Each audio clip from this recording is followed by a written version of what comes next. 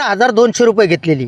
ती पण फीस मी 2 वेळेस करून दिलेली. त्याच्यातले मी 3,000 रुपये माझ्याकडे बाकी आहेत. एक वेळेस 4 ते पण त्यांच्या जे काय कॉलेज प्रशासन असतं त्यांचे हातपाय पोडून त्यांना कसं तरी परिस्थिती दाखवून त्यांच्याकडनं 3 वेळेस टाईम मागून त्यांना फीस घेतलेली.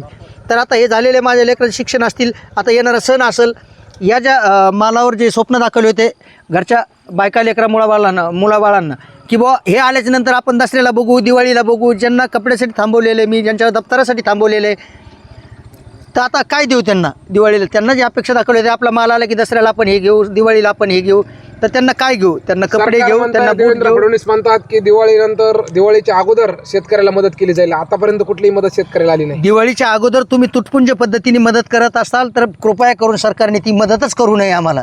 आम्ही आमच्या पद्धतीने जगू किंवा मरू. जर द्यायची असेल तर हेक्टरी 50,000 रुपये मिनिमम पंजाबच्या धर्तीवर पंजाब सरकारने जी मदत नागरिकांना केलेली तिथल्या तीच मदत तुम्ही आपल्याला करावे. पंजाबपेक्षा तर आपलं सक्षम राष्ट्र असं आम्ही ऐकतोय. तुम्ही ते उपभोक्ताय 10 वर्षापासून सत्तेत बसून.